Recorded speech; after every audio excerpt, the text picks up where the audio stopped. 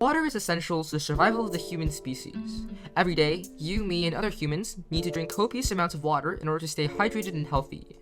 One might think that in the 21st century, as technology advances, more and more people around the world have access to clean water. However, in many developing countries such as Indonesia, this has not been the case. Imagine having to wait for hours in a crowded long line until 2 a.m. in the morning to get access to clean water.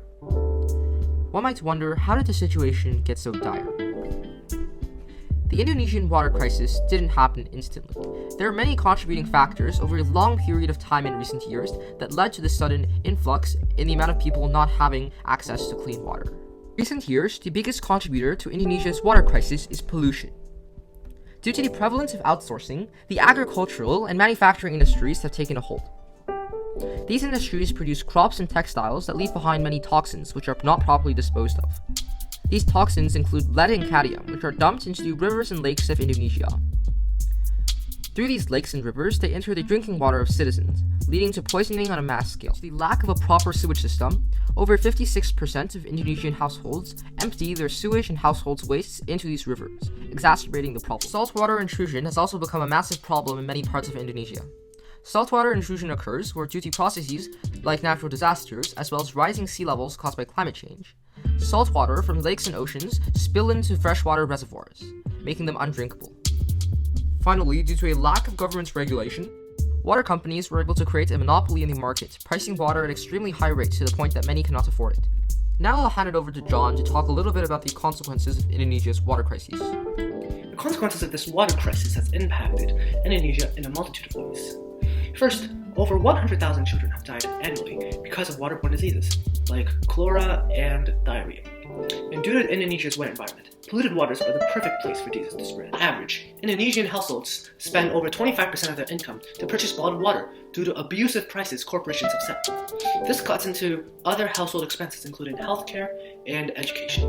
On a social level, this disproportionately affects the poor, exacerbating pre-existing social inequalities. Finally, Indonesia's diverse array of wildlife depends on its rivers, lakes, and oceans for hydration. With the rise of pollution and diseases, over 40% of coral reefs and forests have perished. Currently, due to government bureaucracy caused by Indonesia's outdated constitution, there has not been any implementation of modern technology to resolve this water crisis. Indonesia's strategy of financing 20th century technologies to solve a 21st century problem is failing. And as a result, many non-government organizations have created innovative solutions to fill in the gaps of the government. To resolve Indonesia's water crisis, both short-term and long-term solutions have been implemented. The most promising short-term solution is Life Straw. Put simply, Life Straw is a portable filtration device that uses reverse osmosis to filter out the dirt, bacteria, and toxins from water. Essentially, it allows people who don't have access to clean water to drink from any river or pond, even if it's dirty, because Life Straw can filter out all the bacteria, toxins, and dirt.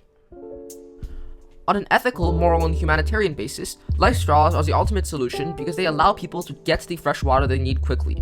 Even if you were able to bring long-term change with other solutions, you would be sacrificing the lives of the people that are being lost due to disease from water in the short term, which is ethically wrong.